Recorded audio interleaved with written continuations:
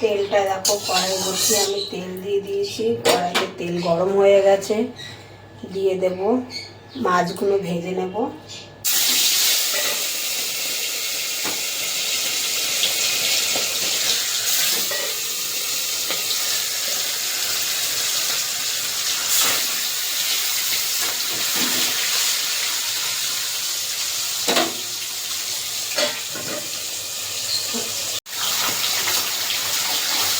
মাছটাকে নিচে দিয়েছিলাম, একটু করে একটু হালকা লালচে করে ভেজে নেবো।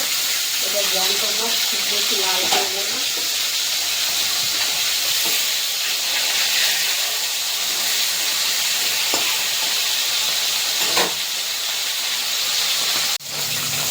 মাছ ভাজা হয়ে গেছে, তুলে নেবো।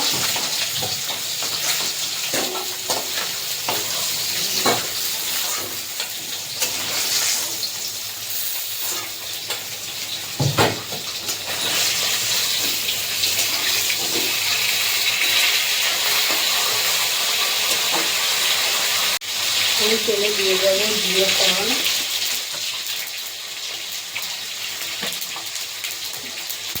কেটে ধুয়ে রাখা যে শালগম। আমরা এগুলোকে শালগম বলে, অনেকে এক একজন এক এক রকম কথা বলে। এটাকে শালগম বলে, আবার কেউ বলে ওলকপিও বলে।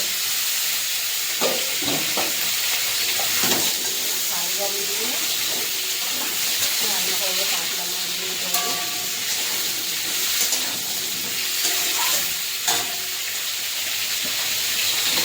দিয়ে দেবো লবণ,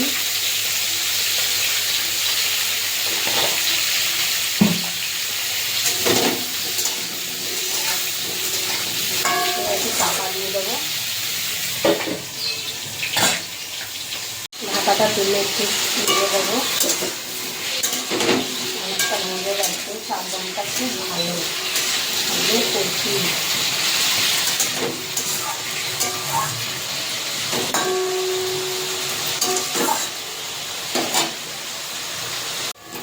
শালগম অনেকটাই যে নরম হয়ে গেছে, বাকিটা মশলা দিয়ে কষাতে কষাতে নরম হয়ে যাবে। দিয়ে দেবো অর্ধেকটা টমেটো।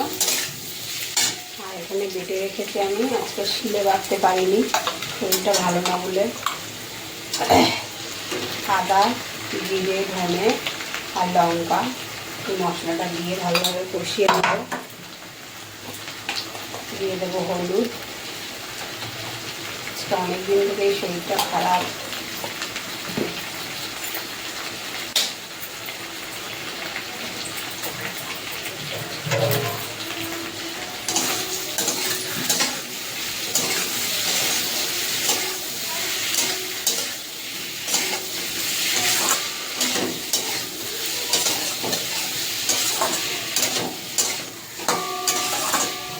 আমি শালগমে আলু দিয়ে আলু ছাড়া করছি।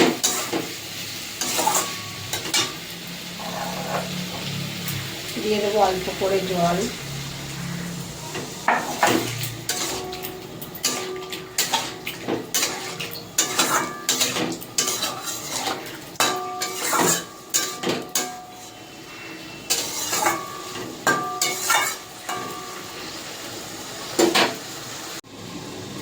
ঢাকনাটা তুলে একটুখানি কষাতে নেড়ে দেবো।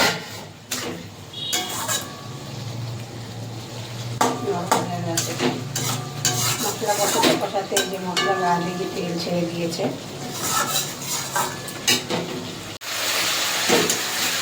মশলা কষানো হয়ে গেছে, দিয়ে দেবো জল।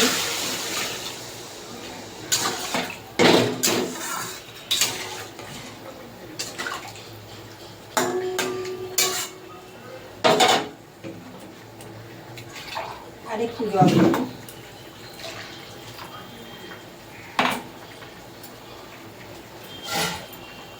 ঝোল ফুটে গেছে, ভেজে রাখা মাছ এবার দিয়ে দেবো।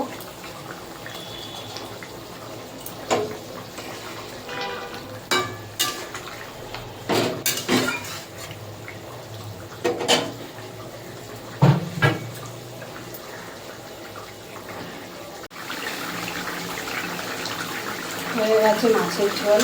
কাতলা মাছের শালগম দিয়ে ঝোল করেছি, এই হয়ে গেছে। দিয়ে দেবো একটা ফাটিয়ে নিয়েছি কাঁচা লঙ্কা, আর দিয়ে দেবো ধনে পাতা কুচি।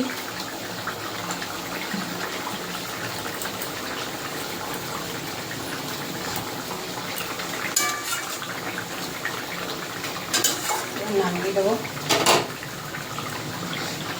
দেখো বন্ধুরা, হয়ে গেছে। শালগম দিয়ে কাতলা মাছ দিয়ে ঝোল করেছি। আমার এই রেসিপিটা যদি ভালো লেগে থাকে একটা লাইক কমেন্ট করে দেবে আর সাবস্ক্রাইব করে দেবে। জ্যান্ত মাছ দিলে তো তরকারির স্বাদই চেঞ্জ হয়ে যায় একদম।